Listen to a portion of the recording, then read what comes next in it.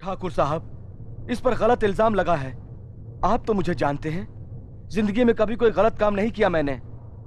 ये तो मेरा ही भाई है, एक ही माँ के पेट से पैदा हुए हैं हम। रावण और विभीषण भी तो एक ही माँ की पेट से पैदा हुए थे। ये तुम्हारा भाई है तो ये जरूरी नहीं कि ये गलती नहीं कर सकता। ठाकुर साहब, क्षमा कर दीजिए। पहली बार क्षमा करने का मतलब है दूसरी बार गलती करने का मौका देना, यही ना मुनीम जी? हाँ मालिक, 100%। कल पंचायत में फैसला होगा। ठाकुर साहब, एक बार और सोचिए। गजराज ठाकुर ने एक बार कहा तो समझ लेना 100 बार कहा। लेकिन मालिक, मेरी मौत का कारण दादा ठाकुर का भाई अर्जुन है। ये कैसे हो गया? हमने सोचा भी नहीं था कि ये आत्महत्या कर लेगी।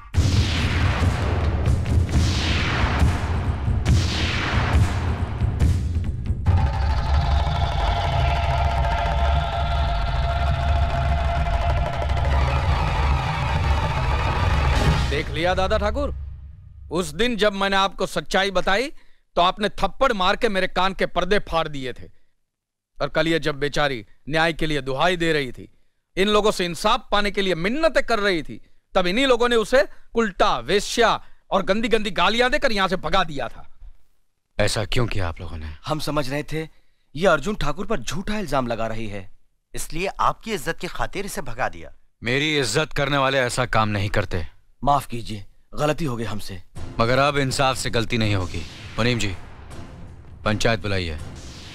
इंसाफ आज और अभी होगा। सुनिए, हम जानते हैं आप कभी कोई गलत फैसला नहीं सुनाएंगे,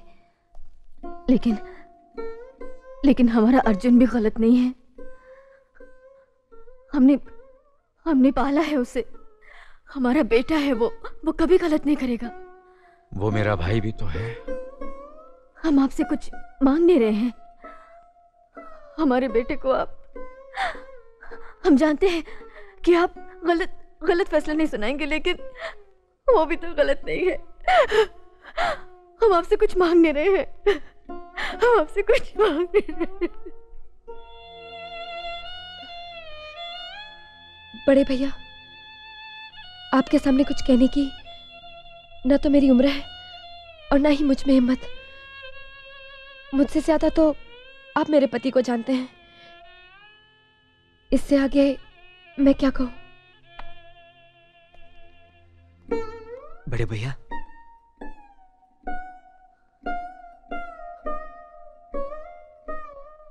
कुछ नहीं, कुछ नहीं।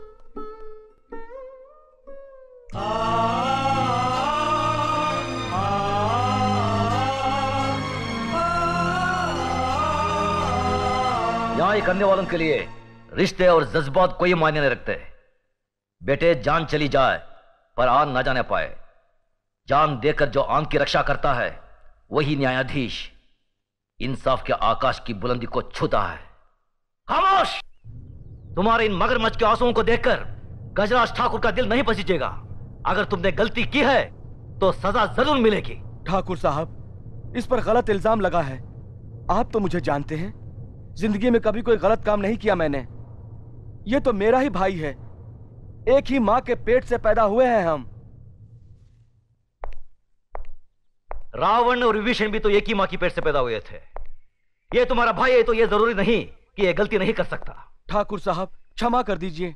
पहली बार क्षमा करने का मतलब है दूसरी बार गलती करने का मौका देना, यही ना मुनीम जी? हाँ मालिक, 100%। कल पंचायत में फैसला होगा। ठाकुर साहब, एक बार और सोचिए। गजराज ठाकुर ने एक बार कहा तो समझ लेना 100 बार कहा। लेकिन मालिक,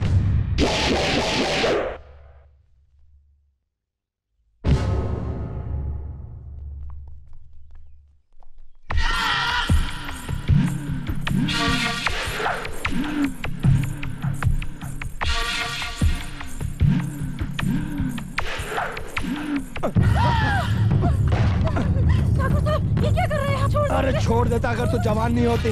चल अपना रेडियो बंद कर, बंद कर। चुपचाप खामोश।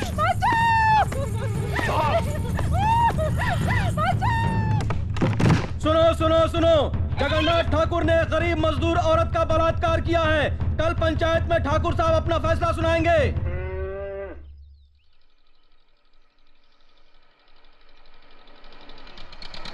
वो काम जल्दी करवा लेना। जा।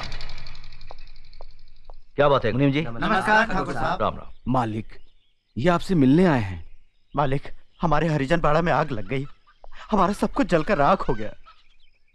ये तो बड़ी दुख की बात है। मुनीम जी, इन्हें जितना अनाज, कपड़ा और घर बनाने का सामान चाहिए दे दीजिए। जी मालिक। धन्यवाद मालिक। राम राम राम मालिक।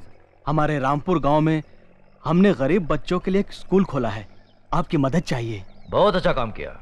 मुनीम जी, जी स्कूल के बच्चों के लिए दोपहर का खाना, दूध, किताब, सब चीजों का इंतजाम कर दीजिए। जी धन्यवाद मालिक। आइए।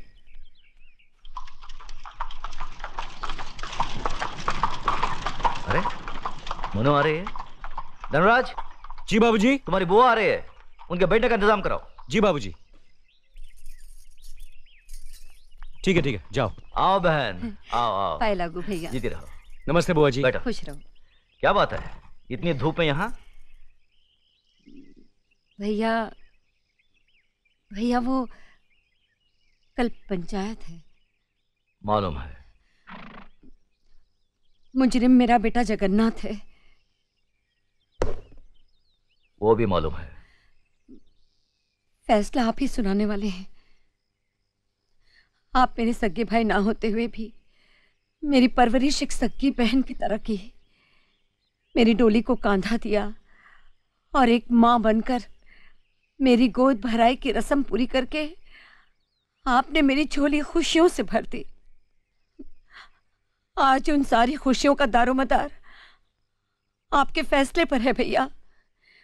जगन्नाथ अभी नादान है भैया, अच्छे बुरे की उसे समझ नहीं है। उसकी नादानी, नासमझी और बचपने को देखते हुए उसकी इस भूल को आप क्षमादान कर सके तो मैं।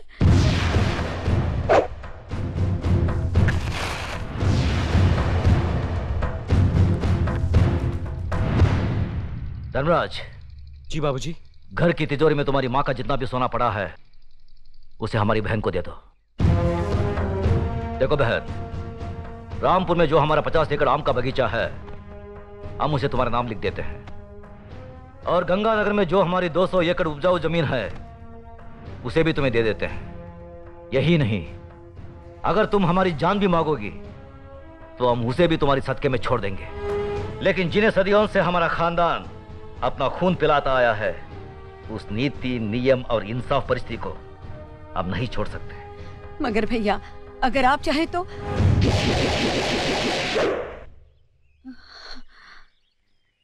मैं जानती थी भैया कि आप अपने उसूलों और खानदान की आन से नहीं हटेंगे। मैं तो सिर्फ अपने आप को तसल्ली देने आई थी कि अगर मैं आकर आपसे विनती करती तो शायद आप अपना फैसला बदल देते। अपनी औलाद के मामले में माँ बहुत स्वार्थी होती है। अगर मुझसे कोई भूल हो गई हो तो माफ करना भैया।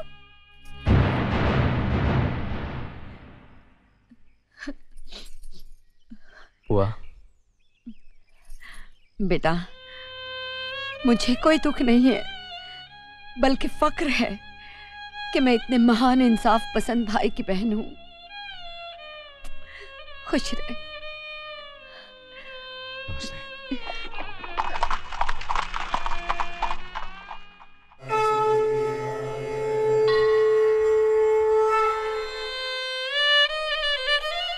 हे प्रभु, ये किस जन्म के पापों की सजा मिल रही है मुझे।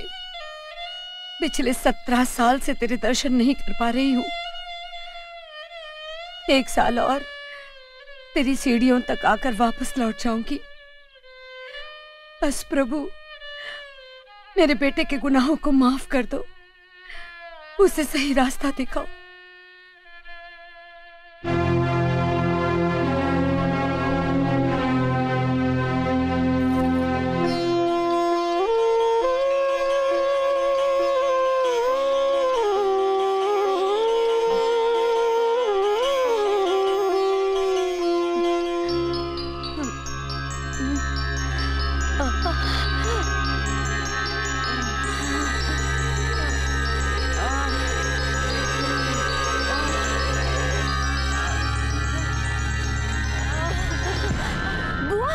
लक्ष्मी,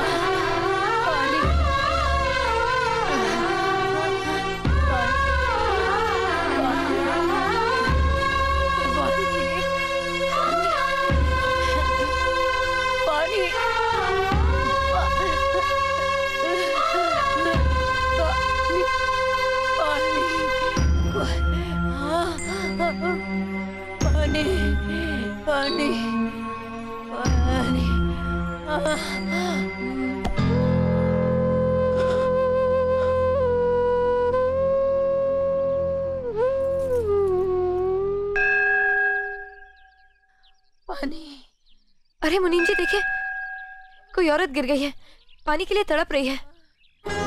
पानी, पानी। बहू रानी मत जाइए। क्यों?